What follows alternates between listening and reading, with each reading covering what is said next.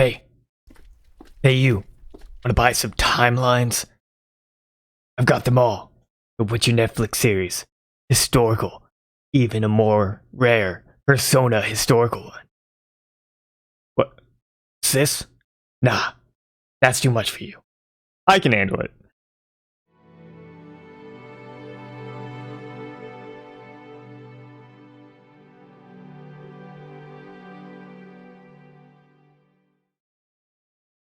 Hey there, so you want to understand the Fate timeline, or the Naruverse, or maybe you're just wondering what the fuck is going on. Well, I have read through countless wikis, seen an obscene amount of Fate media, played hundreds of hours of Fate games, and took over nearly 30 pages of notes, but even I wasn't nearly prepared enough to try and tackle the Fate timeline.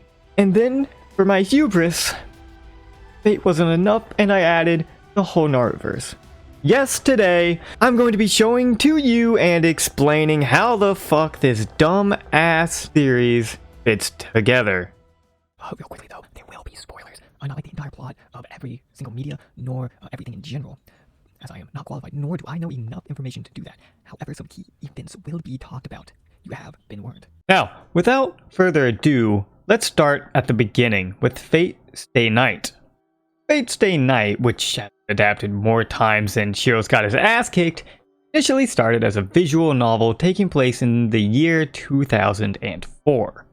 It follows the main character, Shiro, and his quest to get that grail, and also the girl, depending on your route. Yes, you heard right, there's multiple routes, and yes, they're all canon. The three routes being Fate, Unlimited Blade Works, and Heaven's Feel. The Fate route is Artoria, the Unlimited Blade Works is Ren, and Heaven's Feel is Sakura. But the choice isn't really just about the girl, because every aspect of the story changes drastically depending on the route. It really is vastly different timelines. Except it's not, because the direct sequel is Hollow Atraxia, and every timeline just goes into it. When I was researching, all I found was one of the creators said just don't think about it too hard. So after doing just that, I eventually relented and left it like this, where they all blend into Atraxia and it's all canon.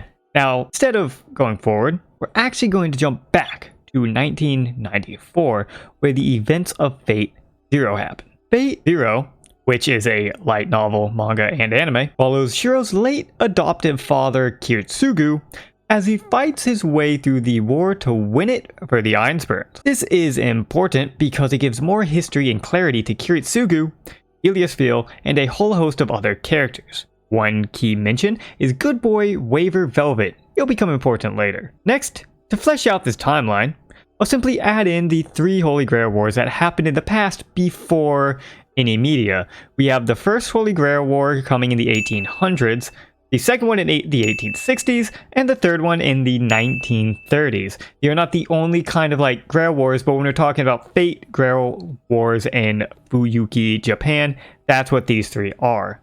The origins I won't get into, that would be another video. Now, are you ready for something quirky? Imagine if instead of Mage Hunter Kiritsugu hunting mages, he decided the war was whack and wanted to raise a family instead.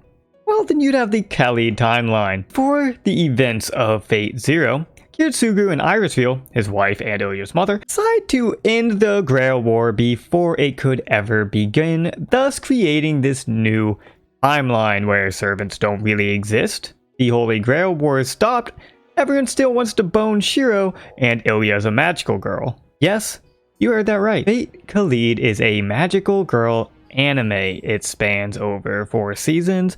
There is far too much lolly fan service for anyone's good, but the show itself functions as Ilya and Miyu must use these servant tarot cards to basically become a fake servant to defeat and capture these other rogue cards that became monsters. The Khalid timeline gets a little weird with the addition of Season 4, or 3-Ray, and the movie Oath Under Snow. In Oath Under Snow, we learn that Miyu actually comes from a different parallel timeline, which I dubbed the Miyu timeline. Creatively, I know. And after the events of that movie, she jumped to the Khalid timeline, which was right before season 1 of the show. However, in said show, Miyu goes back and Ilya ends up following her in a rescue attempt during the season of 3 Ray. Miyu's timeline isn't too different from the Khalid line, but the mana is drying up, the Grail Wars exist, and the use of the cards present in the show. Also, Jiro is a badass as hell in this series. There's also a DS game, but it's just Khalid, the DS game, nothing more. So right here. Now, with the Khalid timeline being finished, let's hop back to the main timeline to tie up the events that happen after Atraxia. The events of Fate Strange Fake happen. The story involves the American government witnessing and then trying to copy the third Holy Grail War from Fuyuki, but then messing it up and having everything go entirely wonky. For instance, one of the summoned servants is actually one of the guys participating in the war, and he slowly becomes the Lancer class with the help of a watchful sky whale. Yes, a watchful sky whale. Following this, we have the 6th Grail War in 2011, which is mentioned in the light novel Fate Requiem. The events of this novel takes place in a post-apocalyptic world with rising sea levels in the year 2025 because the war was so devastating. They killed almost everyone on Earth, used up the mana, gave everyone a holy grail, everyone can now summon their own servant, and also melted the ice caps. So the main character, who can't actually summon a servant, who is cursed to be a reaper, who kills naughty servants that don't follow the servant code, that's pretty much it. It's waiver time.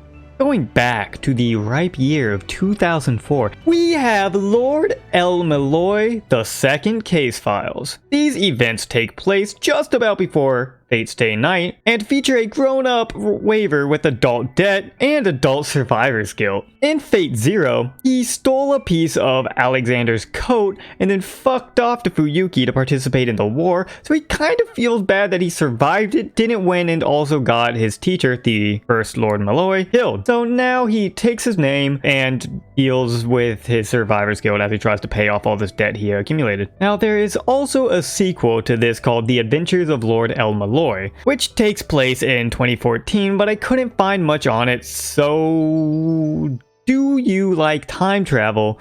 Because I fucking hate it. Here's a Fate Redline, where a boy from 2020 travels back in time to 1945 Imperial Japan, summons Akita Soji Saber, and fights Oda Nobunaga, in the process creating the Red Line timeline from the main line. And like, look, I am aware it's technically unrelated and unconnected, but I think it's nicer this way, and there's nothing in Fate that says Tokyo couldn't be bombed and that it couldn't exist here, and I like it better. Okay, Mom? And now, for my favorite time, the happy timeline. This is where Fate stops being so damned bleak and everyone just has a good time together. I put today's menu for the Emiya family and Fate School here because they're both just good, funny, happy vibes, with no 5th grader, 18-year-old weird homunculus child getting her eyes ripped out. Just Emiya cooking for his fake family, people getting up to school shenanigans. Fate Extra is a game for PSP where you basically rock, paper, scissors, servant each other until someone wins in a massive battle royale on the moon. It branches from the main timeline in 1970 when some unnamed event caused Earth's mana to dry up. This basically made the moon throw a Holy Grail war for some reason. Extra in itself wasn't bad. I enjoyed it. I enjoyed the visual novel element. I even enjoyed the gameplay. I even played it through 3 separate times. But its timeline is totally fucked. So basically in Extra, you can choose your gender, one of 3 starter Pokemon variants of servant, aka Archer, Nero, which is Artoria Saber, but she's like red and Roman, and Tamamo no Mei the caster, and 2 love interests in the forms of Rin from Stay Night and Ronnie. But let's be real, there's only one option. This really wouldn't matter, and I would just be making it like one timeline with divergences and just chalk it up to game mechanics without it ruining the canon, or there'd be a true ending, one true line. But the creation of Fate Extra Last Encore takes a spanner and throws it right into the works. Due to Fate Extra Last Encore taking place in the year 3020 AD, and it having its lore set in stone that the protagonist in Extra was a girl and chose Nero, that means it's only a direct sequel to that specific route. I mentioned Ren and Ronnie, but they're both in Last Encore and don't act like you chose either one, so it doesn't matter. Then you have the sequel to Extra that wasn't the anime adaptation of Fate Extella. You may wonder, how does that follow Fate Extra if you have the specifically like one timeline just going straight out into the anime adaptation? How does Extella do it? Well, every other route funnels into Extella, and also none of the events of Extra happened. See, the only way to see the events of Extra that happened in the Extella universe is to look on the creator's blog, where apparently he made a post. Well, I'm left with a shitty mess where basically everything funnels in, and whatever you think you did in Extra didn't happen, so like, whatever. So this is what happened. The protagonist was a boy. He used Tamamo and Nero, but Archer wasn't there, and Nero won. Now she's Queen of the Moon. I just fucking deal with it. Now, in Extella, there are essentially 3 routes and a true end, so those routes just go off and become Nero, Tamamo, and Altera, while the true route goes on into the direct sequel, Fate Extella Link, and it's kind of simple. Then, Link, the story was kind of bad. I didn't actually finish it. I am sorry about that, but there's a bunch of timeline shit that I don't even want to get into, so just imagine it's a straight line for my mental health, and we move on. And now, the final timeline. That's from the main Fate line. Fate Apocrypha. The Apocrypha takes place in the 2000s after a group of mages named Yggdrasilania, however the fuck you pronounce that, they stole the Grail from the Third Holy Grail War, and they just kind of like sat on it, hid it until they were ready to declare war on the Mages Association. It just simply and cleanly leads to a branch timeline known as the Apocrypha timeline, full of some interesting things, such as the 15 total servants fighting in a 7v7 deathmatch with a referee. Also, Astolfo, everyone's favorite trap, is here, and Siegfried, no one's favorite savior, is also here. Fate Prototype started as the initial idea for Fate Stay Night before it was entirely changed in, like, every way. Thus, Prototype, with a male King Arthur and various other changes, creates its own distinct universe and timeline entirely isolated from any others. On this line, it's mostly straight and has on it the original Fate Prototype in 1999, a prequel named Fragments of Sky Silver in 1991, and a sort of short story sequel in Fate Labyrinth. The other timeline is Tiger Coliseum because it's not in English, and I couldn't find any coherent story or put heads and tails about it together. So, operating purely on the fact it has entirely different Grail War and plots, similar characters, it's a parallel timeline like Prototype, disconnected wholly and isolated from the main timeline, but close in proximity due to the similar characters and similar stories going on. Now, you want to see what keeps me up at night? Fate Grand Order. What has been wholly occupying every facet of my cranium day and night. I pore over wikis trying to figure out how this timeline fits together in this dumb mobile game. See, the thing is, time travel doesn't work in the story how they say it does. It doesn't make sense that way. People, they just can't see what I see. They all think I'm crazy, but let me show you. In Grand Order, the idea, or theory, is the Grail causes a distortion in the timeline, and due to that, the timeline will collapse and humanity will be incinerated. Aldea then goes back in time, removes the distortion, and the timeline, due to some outside worldly power and force, rights itself to how it was originally with no changes. Everyone in that singularity then forgets their memories of the time while they were in that distortion, and it was like this distortion, singularity, whatever you want to call it, never happened, and like no servants were summoned either to the distortion or to fight the distortion. However, that just doesn't make sense. See, for that to happen, the people working at Chaldea would also have to lose their memories as well. Why? Because due to them interfering and going back in time, they're changing their place from not having affected the timeline, not going back, to being people who went back in time. Thus, they are now different from the people that didn't go back in time. That would have to make 2 different timelines, one where they went back and one where they hadn't gone back. The only way it wouldn't affect their current place in the timeline is one of 2 ways. Either their current place in the timeline is as far forward as possible. There's no future time already happened. That would mean any actions are meant to happen in the timeline. They're meant to go back in time and fix it with no issues there, and the timeline is still moving forward, being unchanged, because it's all meant to happen and the timeline's still going. It hasn't already happened. However, this is not the case because the main villain is actually about a year or two into the future in the game's story. And the mere ability for the main villain to either exist in the future or to be from the present and went to the future means there is a future, and thus this is not the furthest point on the timeline. Which would mean that Chaldea currently under the same rules as the singularities. They're a point in time that can't be changed because it would try to revert itself back to how it was originally. So by someone else interfering in the timeline, going back and making the distortion, and them going back and changing it, it would be affecting them in the same way it's affecting the singularity. Thus, they should not be able to keep their memories if this is the case. The other way this would work is if for some reason Chaldea is immune to it. And I just don't like that. That's a cop-out. It's just a cop-out to say everything works like this. It's all neat, except Chaldea is different because they're unique for having the Grail or whatever the reason. Honestly, this is probably canonically how it's supposed to work, that Chaldea is immune because they have the Grail system thing that lets them view and then time travel to begin with. But that's just fucking lame. I'm just gonna ignore that and act like that's not the case.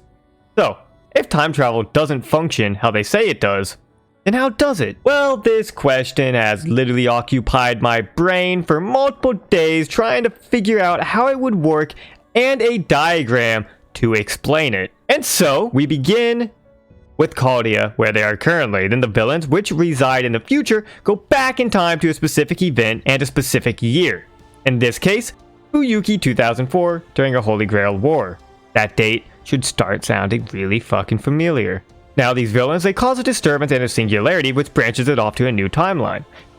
Now we have the original timeline, which is how things are supposed to be, and now you have the singularity timeline. The Chaldeans then go back in time to Fuyuki in this new disturbed timeline to fix it. When the Chaldeans go back and fix the singularity timeline, you now have this new timeline which all the events happened in and go forward, and you have the old timeline which is unchanged.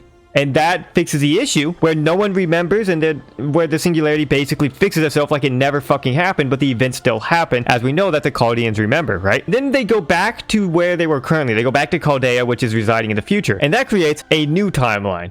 And I call this new timeline just current Chaldea, and you can number, this is a recursive function basically. They go back in time, fix it, and make 3 new timelines every single time. So you can call this new one Chaldea currently 1.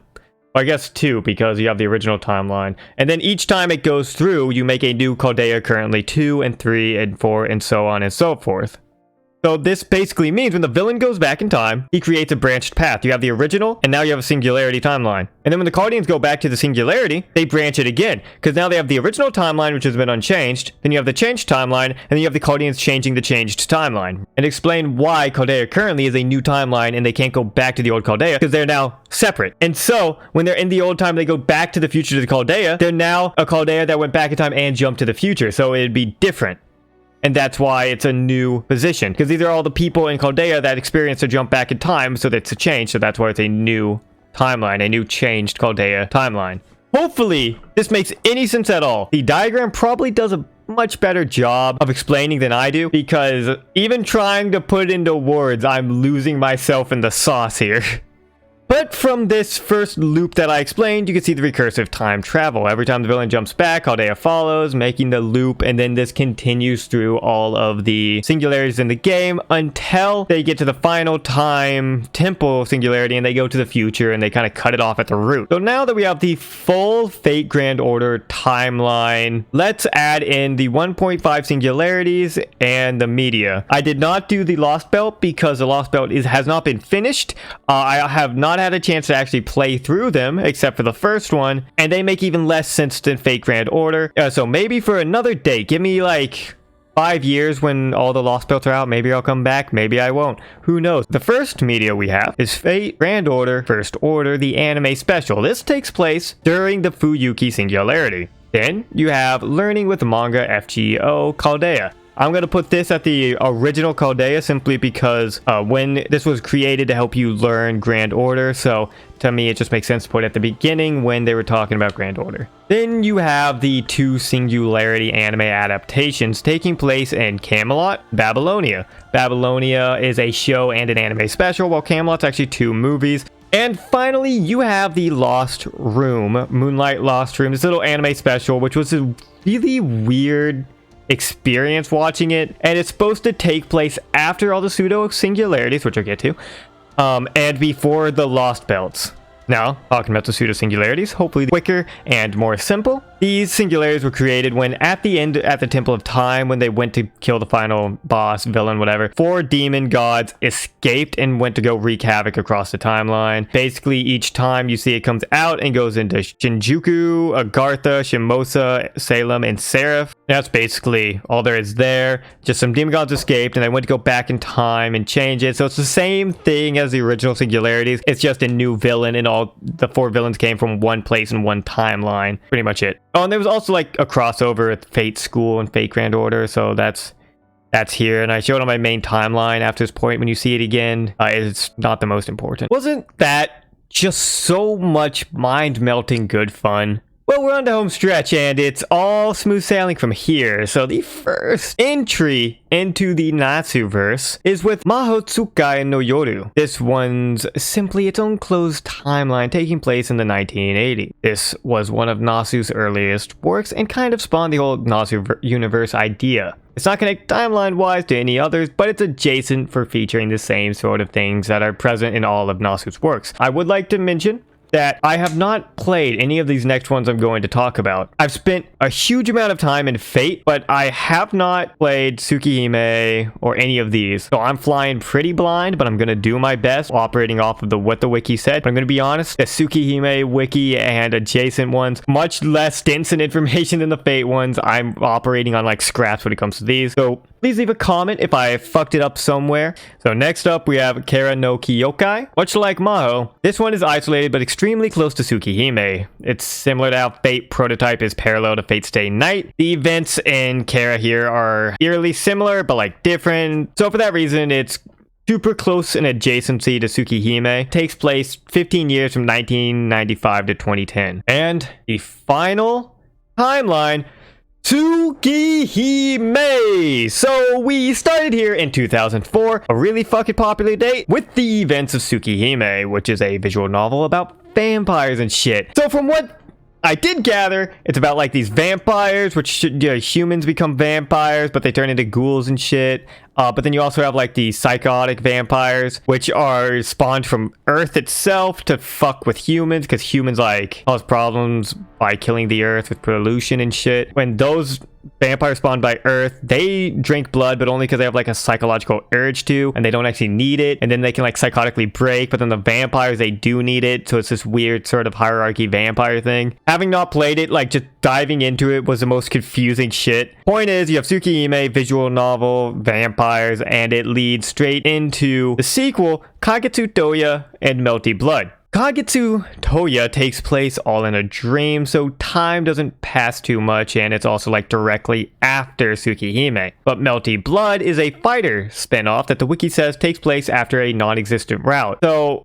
I don't know exactly what that means. That could mean like the Melty Blood is actually like its own timeline where Tsukihime happens, but only this non-existent route, or the route was cut but it's supposed to be in this timeline, so the route would be there. But then routes are always really weird and confusing, and having not played it, I don't know how the routes affect the timeline. Like in Fate Stay Night, where you have the 3 routes and they're all canon, all separate timelines, but they all go into Troxia. I just don't know. So I chose to keep it a little more simple, put Melty Blood here as well on the same timeline, and just assume this non-existent route happened here, or it was supposed to. Now, there are no more direct sequels to Tsukihime, but there are plenty of Melty Blood sequels. Fighting vampires, it doesn't really matter, so they're all here. More interestingly, we have 2 entries, Melty Blood Act Cadenza, which is removed from the timeline because of many numerous contradictions, so it's here connected, but also isn't. And then we also have Tsuki no Sengo. Tsuki no Sengo is a light novel, short story that is, if the events of Tsukihime didn't happen and humanity made it to the year 3000 AD. That's it.